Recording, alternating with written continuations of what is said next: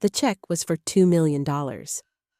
My sister looked at it and said, "Finally, you can pay me back for babysitting in 1998.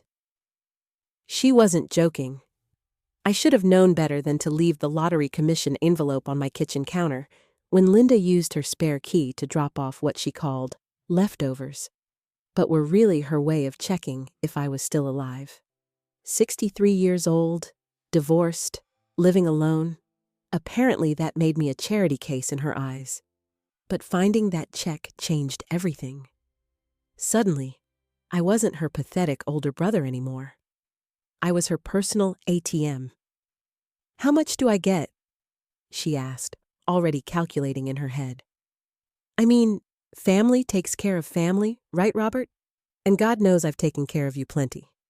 Taken care of me." That's what she called showing up uninvited twice a month to criticize my housekeeping and remind me that my ex-wife had made the right choice. The babysitting she mentioned?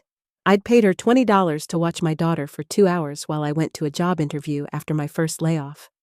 My daughter, who Linda hadn't spoken to in 5 years because of some perceived slight at a Christmas dinner. "I need to think about it," I said, taking the check from her hands. "Think about it?" Linda's voice pitched higher. "What's there to think about? I'm your sister." Within 3 hours, my phone was ringing nonstop. Linda had told everyone. My brother Steve called from Florida, where he'd been living for the past decade, avoiding his debts and his 3 ex-wives. "Bobby boy," he only called me that when he wanted something. "Heard you hit it big. Man, perfect timing. I've got this investment opportunity." "No. You didn't even let me finish. It's guaranteed returns, 20% minimum." I hung up. The phone rang again immediately. This time, it was my nephew Tyler, Linda's son, who hadn't acknowledged my existence since he graduated high school 10 years ago. "Uncle Rob, how's my favorite uncle?" "Your only uncle," I said flatly. Right. So, crazy news about the lottery? Mom said you won like $2 million? That's insane. Hey, so I'm starting this business." I hung up again and turned off my phone. The next morning, they were at my door. Linda, Steve, who'd apparently driven through the night from Florida, Tyler, and even my ex-brother-in-law Marcus, who Linda had divorced 15 years ago, but who somehow thought he still qualified as family when money was involved. "We need to talk about the distribution," Linda said, pushing past me into my living room like she owned it. The others followed, making themselves comfortable on my furniture. "Distribution?" I asked. "Of the money," Steve said, as if I was being deliberately obtuse.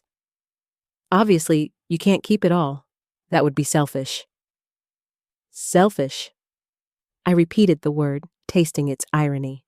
This from the man who'd borrowed $30,000 for a sure-thing business venture and never paid back a cent. "We figured it out," Linda said, producing a piece of paper with numbers scrawled on it. "After taxes, you'll have about $1.3 million. Steve and I each get $300,000. We're your siblings. Tyler gets $100,000 for college." "I graduated 6 years ago," Tyler interrupted. "For grad school then," Linda continued without missing a beat.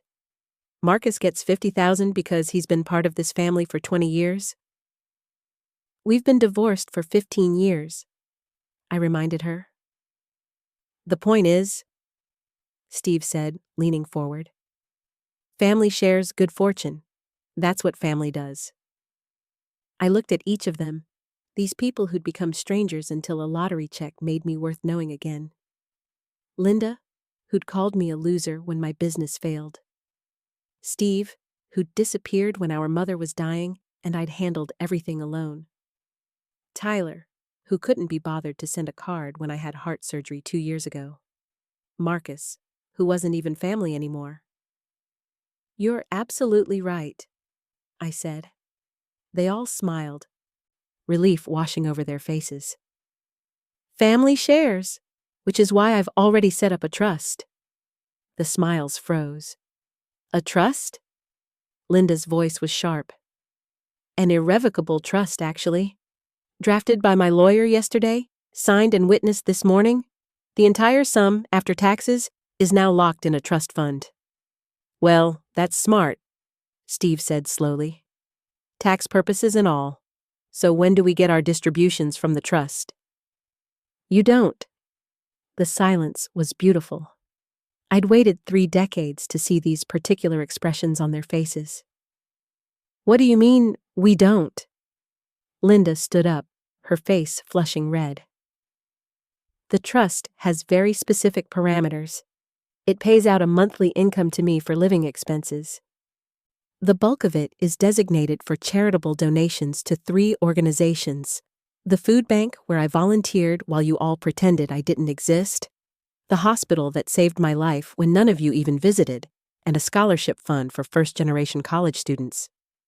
You can't do that, Steve shouted. That money is mine.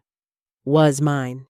Now it belongs to the trust, which I cannot modify, cannot break, cannot touch beyond the monthly allowance I've set for myself. This is insane! Linda was pacing now. You're giving our money to strangers? Our money? I laughed, and it felt good. Tell me, Linda, where were you when I was sleeping in my car after the divorce? Where were you, Steve, when I was working 3 jobs to pay for Mom's care? Where was any of you when I had nothing? That's different, Linda started. No, it's exactly the same. When I had nothing, I was nothing to you. Now that I have something, suddenly we're family again? Suddenly you remember I exist? Tyler stood up, trying to look intimidating. You're really going to screw over your own family? The same family that screwed me over for decades? Yes, absolutely. With pleasure. You'll regret this, Marcus said quietly. It was the first thing he'd said since arriving. No, I said, meeting his eyes. I regret lending Steve money I couldn't afford to lose. I regret believing Linda when she said she'd help with Mom if I just handled the finances. I regret thinking any of you saw me as more than a backup plan, a safety net, someone to use when convenient. But this is the first thing I've done in years that I won't regret. You're a bitter old man, Linda spat. You'll die alone. Maybe, but I'll die knowing that my money is helping people who actually need it, not feeding the greed of people who only remember I'm family when it benefits them. They left after that, hurling threats about lawyers and contestation and family obligations. But I'd been thorough. The trust was airtight, created by the best estate lawyer I could find. They could try to fight it, but it would cost them more than they'd ever see from it. The house felt peaceful after they left. For the first time in my life, I didn't feel guilty about disappointing my family. I didn't feel obligated to fix their problems or fund their dreams or pretend their conditional love was enough. Over the next weeks, they tried everything. Linda sent tearful voicemails about how I was destroying the family. Steve sent threatening texts about lawsuits. Tyler posted on social media about his selfish uncle who abandoned his family. Marcus sent a single email calling me pathetic. I changed my phone number, deleted my social media, moved to a smaller town 2 hours north where I'd found a little house with a view of the mountains. The monthly allowance from the trust was more than enough to live comfortably, but not extravagantly, exactly as I'd planned. 6 months later, I was sitting on my porch watching the sunset when my phone rang. It was a number I recognized. My daughter Sarah, the one Linda had mentioned hadn't spoken to her in years. Dad, I heard about everything from Aunt Linda. She's telling everyone you've lost your mind. Maybe I have, I said. But it feels pretty good. Sarah laughed. Good for you. She called me, you know. Trying to get me to convince you to break the trust. Offered to split whatever I could get out of you. And And I told her that you'd already done more for me than any amount of money could match. You were there, Dad. When everyone else was too busy, you were there. You were never getting any of it anyway, I admitted. I mean, from them. I set aside something separate for you, outside the trust. Nothing huge, but enough to help with the kids' college. Dad, you didn't have to. I wanted to.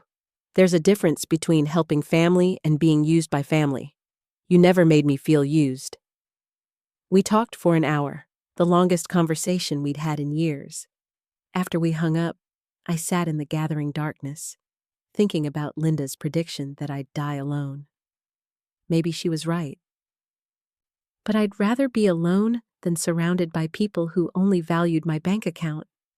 The trust would distribute nearly $2 million over the coming years to organizations that actually made a difference. The food bank director had cried when I'd told her about the monthly donations that would be coming.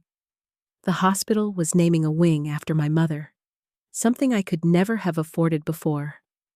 The scholarship fund had already selected its first recipient, a kid from my old neighborhood who reminded me of myself at that age, desperate for a chance. Meanwhile, my siblings were still calling each other, still plotting, still convinced there was some way to get their money. The lawyer had sent me copies of their inquiries, each more desperate than the last. Steve had even tried to claim elder abuse, saying I'd been manipulated into creating the trust. The investigation lasted exactly one meeting, where I calmly explained the situation and showed them the recordings I'd made of our conversations, legal in my state and devastatingly clear about their intentions. Linda tried one last time, showing up at my new house on a rainy Thursday morning. I saw her through the window, standing on my porch, looking older and more bitter than I remembered. I didn't answer the door. She left an envelope in my mailbox, a bill for the babysitting from 1998, adjusted for inflation and interest. It came to $3,000. I framed it and hung it in my kitchen as a reminder of why I'd made the right choice. The last I heard, Steve was back in Florida, still chasing schemes and avoiding his exes. Linda had told everyone in our old neighborhood that I'd been scammed out of my lottery winnings, too embarrassed to admit the truth. Tyler had started a GoFundMe claiming his cruel uncle had left him in poverty. It raised $43. Me? I wake up every morning in my small house with the mountain view. I volunteer at the local library, teaching computer skills to seniors. I have coffee with my neighbor, a retired teacher, who doesn't know or care about my lottery win. I video chat with Sarah and my grandkids every Sunday. And once a month, I drive to the city to attend the board meetings for the charitable trust, watching my money actually make a difference. Linda was wrong about one thing. I won't die alone. I'll die surrounded by the gratitude of strangers who became friends, by the legacy of good works that will outlast me, by the knowledge that I chose wisdom over obligation, purpose over guilt. The lottery gave me $2 million, but the trust gave me something worth more: freedom from the family that only loved me when I was useful to them. And that, as it turns out, was the real jackpot. Sometimes I wonder if they still check their phones, hoping for a call saying I've changed my mind. Sometimes I imagine Linda still calculating what she thinks she's owed, Steve still spinning stories about the fortune that should have been his, Tyler still bitter about the uncle who wouldn't fund his laziness. But mostly, I don't think about them at all. They're part of a past I've left behind, like an old coat that never quite fit right. The money is gone, locked away where their greed can't touch it, doing good in ways they'd never understand. I'm 63 years old. I've got maybe 20 good years left if I'm lucky. I plan to spend them in peace, watching sunsets from my porch, knowing that when I'm gone, my money will continue helping people who actually deserve it.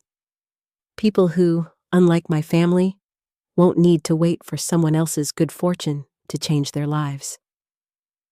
The check was for $2 million. But the freedom it bought me? That was priceless.